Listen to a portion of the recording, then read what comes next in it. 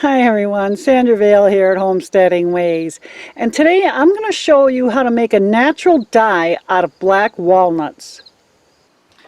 Alright, so first of all we're going to talk about what kind of walnuts, well, not what kind, we're going to be doing the black walnuts, but which ones you should pick. In the fall is when you'll see these dropping from trees. And these right here have a lot of brown on them. There's still some green. And they actually have a very citrusy smell to them, which is pretty pleasant. It's not a bad smell. But then I also have some in here that are more green than brown. And the only real difference is that if you use primarily all green husks, you'll get a lighter brown color, most likely. Think of a caramelized brown. If you used all the bright green husks, because that's what you're going to use. You're not going to use the nuts or the shells. You're going to be using these husks. So the more green you have, the lighter the brown is going to be. And you know, that can vary too, depending on how much water you have in there, you know, and how long you leave your fabric in there. But as a general rule of thumb, the more green, the lighter the brown. Now, this is kind of a small one. This is your average size, and then there's a little bit bigger ones too. But the other rule of thumb is for every gallon of dye you're going to make, you're going to want about a dozen of these. And I'm using a little bit smaller of a pot today that holds just under 2 gallons of water. So I'm thinking I'll probably do 15, 16 of these little beauties. Now if you don't have a black walnut tree on your own property, if you walk around your neighborhood, chances are somebody has a black walnut tree growing. And maybe if you ask your neighbor, they'd be more than happy for you to come and pick some of them up. Most people that have the black walnut trees really don't appreciate them a lot, especially if they're hanging over a driveway because of the staining they can cause. Also, a lot of parks, whether it's just your own little neighborhood park or a state park, a lot of them will still have black walnut trees. So go ahead and visit there and pick up your walnuts from there. Okay, I'm just finishing up getting these in here, and my, doesn't that look great? Anyhow, these last two are going to be 16 and 17. Did a little bit more because they were on the smaller side. Oh, and before I forget, make sure you're wearing gloves. Don't even think of attempting this without gloves, because your fingers will be orange, your nails brown, and you'll look like a gross Oompa Loompa. Just warning you ahead of time. So these are just dishwashing gloves, and I don't know if you can see that or not. See how it's already turning orange there? That's what will happen to your skin. And these aren't juicy, so you really don't need to worry about wearing an apron or anything like that. But they will stain your clothing if they do get on there. So if you tend to be on the klutzy side or something along the lines of that, go ahead and put that apron on. Better to be cautious. So anyhow, I'm just using a knife and cutting this husk off. Now, if the husk is primarily brown or blackish, then they come off a little bit easier than when they're more green. Also, when you're picking these, whether they're off the ground or directly off the tree, don't put them in a plastic bag. Put them either in a cardboard box or a paper bag, or even mesh if you have it, because they need to breathe. And you can't store these for very long. So once you pick them, plan on using them within the next few days. Keeping them in a cooler area will also help. But they will continue to rot, basically, and they'll get mold on them, and it just won't be pleasant at all. So use them as quick as you can. I'm going to have a lot of extras myself, so I'll be throwing those along with these nuts outside for the squirrels. And I'm always fascinated how the squirrels get the nuts out, because black walnuts are notorious for being incredibly hard to crack. Most people will run them over with their vehicles to break them open. Okay, so now that you have this in your water, and by the way, if you happen to have a mesh bag, I would highly recommend putting these hulls here in the bag and then putting them in the water to boil, because then you won't have to strain it. I just can't find my mesh bags. Or if you have a small cotton bag. I was thinking of using a pillowcase, but being as this pot's kind of on the small side, I didn't want to go through the bother of it. I can't find my mesh bags since I moved. I still have so much to unpack. But anyhow, we're going to put this on the stove and we're going to bring it to a simmer. Not a full boil, but a good little simmer. And we're going to let it simmer for about 2 hours. Okay, one thing I forgot to mention. Do not cook your dye in a reactive pot. So don't use like aluminum, cast iron, or copper. You're going to want to use an enamel one like this one here, or stainless steel, or even glass.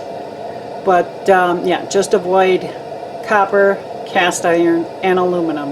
It will really mess up your dye if you use those. Okay, next up is preparing your cloth, because that's what you need to do. You can't, well, I suppose you could dye it without preparing it, but the dye may not take very well and it may come out blotchy. So for me today, I am just dyeing these 2 white tank tops. They're cotton.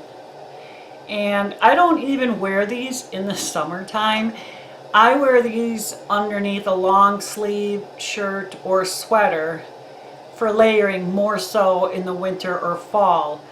And so I thought it would be nice to have these in a brown color for fall and winter. So being as they're cotton, they need to be scoured. Now what that means is we're going to put them in this pot, which has around 2 gallons of water. And to that you're going to add about a tablespoon or so of laundry detergent, whichever detergent you use. Or if you don't have any, you can use dish soap. It's just that gets a little on the sudsy side.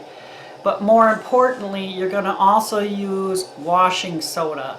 Now you can get this almost anywhere. It used to be really hard to find. Some grocery stores still don't carry it, but Wally World does. Just go in the laundry aisle.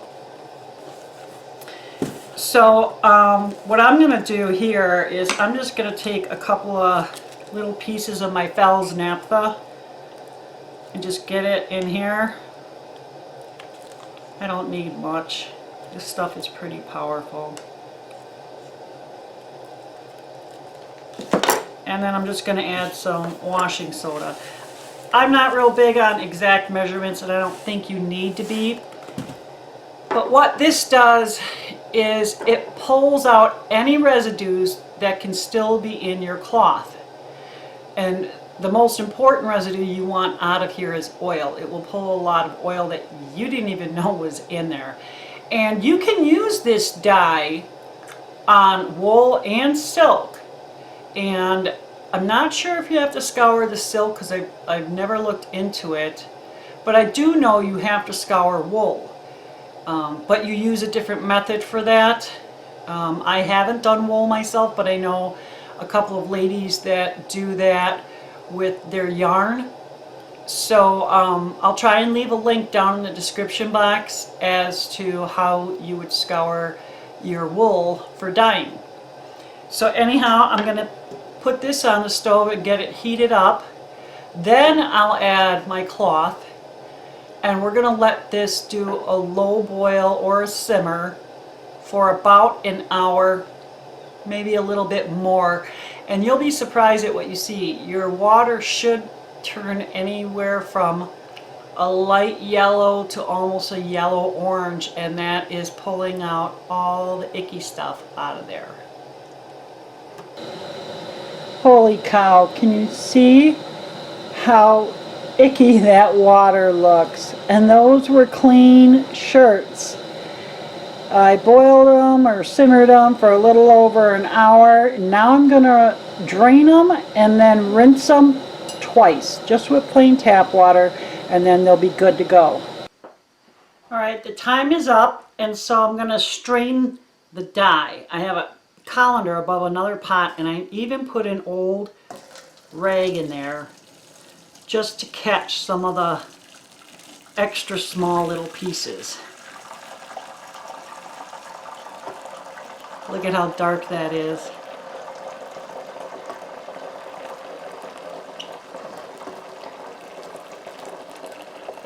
Can't wait to see how it turns out.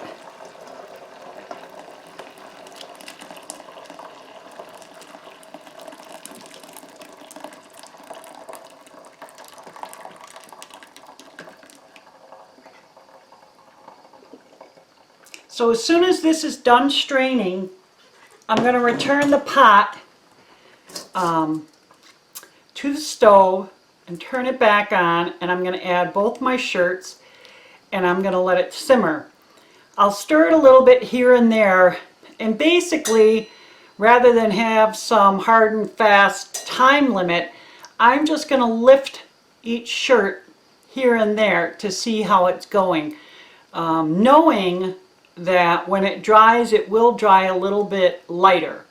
So we'll just see how long it ends up taking. It's looking good so far.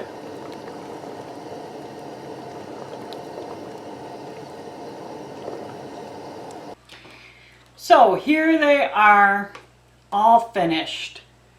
I want to say I kept them in the simmering dye for a little over an hour, and then I rinsed each one 3, maybe 4 times, and they came out this really nice medium brown color. I have about 2 quarts of dye left. It's pretty concentrated after simmering for as long as it did. And I'm thinking of taking one of the shirts and sticking it back in the dye, just cold, and leaving it overnight and seeing if I can get an even darker color, maybe something along the lines of a real, like a darker chocolate. Right now this color kind of reminds me of a milk chocolate, and I want to see if I can get it darker. It may or may not work, we'll see. But you can keep the dye, especially if you put it in a cool area, for I'd say 2, maybe 3 weeks, but I wouldn't keep it beyond that because it could start to like sour on you, go bad on you. And the dark concentrated dye here, now if you wanted to dye more articles this color here, I would just go ahead and take the concentrate and maybe add some water to it and then reheat it, and that should work just fine. And you know, you can dye almost anything fabric, you know, if you're looking at, you know, some kind of little rope or fabric pieces or just whatever you're thinking of, most likely you can do it. If it isn't cotton though, please be sure to Google, look it up somewhere how to do the particular material you're looking at. And I will, like I said before, put a link for scouring the wool down in the description box. But anyhow, I hope you enjoyed the video. I may do a few more on natural dyes. Let me know in comments if you would like to see something like that. I'm thankful you took the time to watch the video. I really appreciate that. And thumbs up if you liked it, and subscribe if you haven't already. That would be awesome. It was nice talking to you, and you take care.